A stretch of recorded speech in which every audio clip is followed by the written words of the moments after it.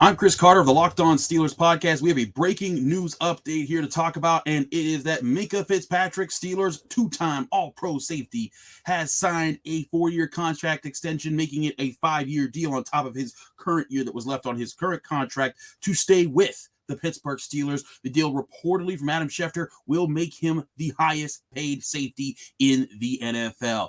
Now, when we do things in the Locked On Steelers podcast and we have a full episode, this is a breaking news update on this situation because this is huge news for one of the best players in the league and one of the best players on the team. Minkah Fitzpatrick's deal we knew was going to get done at some point. This is not a surprise to see this getting done. This is why when we were saying, when you were hearing report that he wasn't practicing in full at minicamp and that he wasn't, and that there wasn't still a contract agreement, we knew this was coming. The Steelers had the money, they had the opportunity, they loved him, he loved them. This was always going to happen. But the question was, how much would it happen for, and would his contract happen before other big-name safeties like Jessie Bates, Derwin James, anyone else out there got their major deals? Because right now, with the expanding salary cap, it was important for the Steelers to get in front of any other safeties who could make major money and get this deal done so they could get Minkah Fitzpatrick at a great rate. And, in my opinion, they did. $18.4 million is the reported average per year base of the 4 years added on to Minkah Fitzpatrick's deal, which now keeps him on the Steelers for the next 5 seasons through the end of the 2026 year. So again, 4-year extension on top of 2022 that he's already signed to because of his fifth year extension on his rookie deal. So he's going to be there for a while.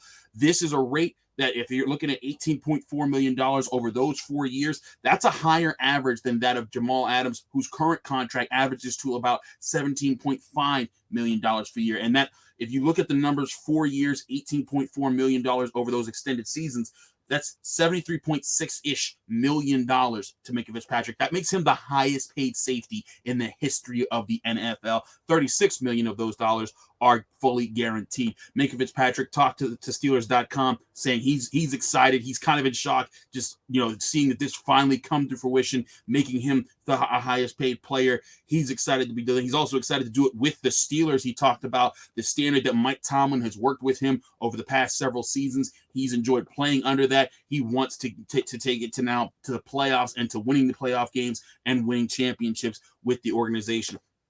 But there's no way to understate this was a vital move for the Pittsburgh Steelers that it was always going to get done. But it's still the importance of getting it done in the first place, I think, was the biggest part here. Minkah Fitzpatrick, when he was on in 2019 and 2020, the reason he was first team All-Pro free safety in the NFL was because when the Steelers defense was working the way it was designed to, he was in his element and getting 9 interceptions over those 2 seasons. Yes, those interception numbers dropped in 2021, but that was with the collapse of the Steelers' run defense, thanks to the injury recovery of Devin Bush, the linebacker situation kind of being weak, Stephon Tuitt not being able to play that season, and Tyson Alulu getting injured, and the Steelers' defensive front being just crushed with injuries that kind of opened up a whole lot of holes up front. But that also made Minkah Fitzpatrick their leading tackler, and he recorded the highest tackles ever in a single season by a Steelers defensive back. Granted, you don't want him doing that, but it shows his capability. But what you want to get back to, and the Steelers are going to be working to get back to, is making him that X-factor guy that you can line up anywhere on the field. Even Joe Burrow talked about how when you're watching the Steelers, you can't just bank on where Minkah Fitzpatrick lines up and think, okay, that's where he's going to be. I can just avoid that area. Because he moves around. Minkah Fitzpatrick is a smart football player. He's not just a great athlete. He's not just a guy who likes to make plays. He knows football. He studies football. He studies opponents, and he's a leader.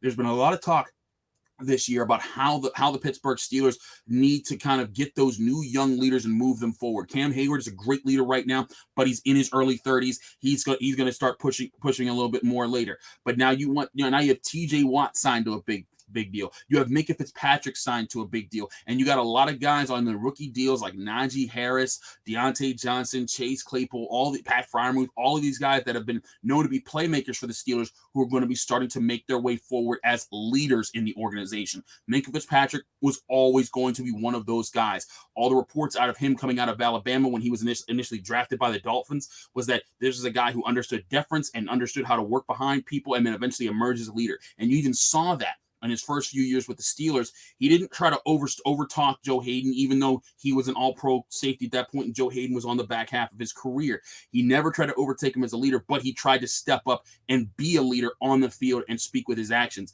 Now, this contract lets him know, hey, not only do the Steelers value like this, but you're going to be around to be able to make this your culture, leave your stamp on the locker room, and take this team to the next level. So big news out of Pittsburgh getting this done. Omar Khan, this is his first big move as a GM. And again, this isn't a controversial move because this was always going to happen, but still it's momentous when you're able to keep a safety of Minkah Fitzpatrick's caliber. Now just the question is going to be, what's next for this defense? What's next for this secondary? Can they get back to being a group that intercepts the ball more often and becomes a playmaking unit? The Steelers still should have around $20-ish million of cap space. We'll see all the contract details year by year as that comes out, but I'll be very interested to see how the Steelers and Omar Khan want to use the rest of the cap space that was primarily opened up by Stephon Tuitt's retirement. I've said before, they may go get a defensive lineman, but they may say, you know what, we're going to use this money and add to another position in the group.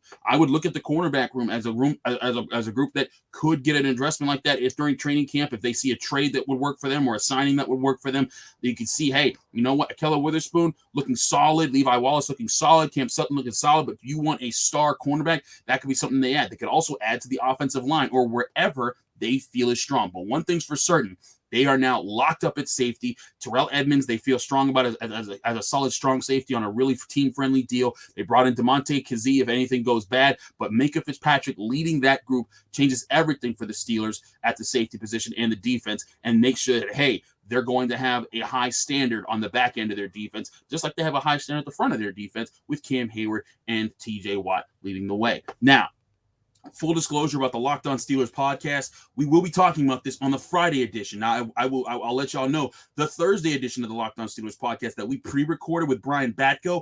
That episode was pre-recorded on Tuesday because I have a vacation coming up that I had to get ready for. So that episode has been pre-recorded. We talked primarily about the offense, so that won't necessarily be something that addresses this. However, I have not recorded the Friday episode yet with Jenna Harner. So that episode will address this situation, talk directly about Minkah Fitzpatrick, his extension, what it means for the Pittsburgh Steelers, and give you further analysis from both of us on what this means. So stay tuned with the Locked On Steelers podcast. This is one of those breaking news updates I talk about every day on the show. We're a Monday through Friday show. We do all our episodes on YouTube, Apple, Spotify, Google Podcasts, Odyssey, anywhere podcasts are hosted. If you enjoyed this video, hit the like button underneath this video. Hit the subscribe button to get all of our daily updates and breaking news updates like this one that keep you up to date with your Pittsburgh Steelers at all times when things are going on. You can also read updates. I wrote a full story on this and how this played out and all the contract details down to the letter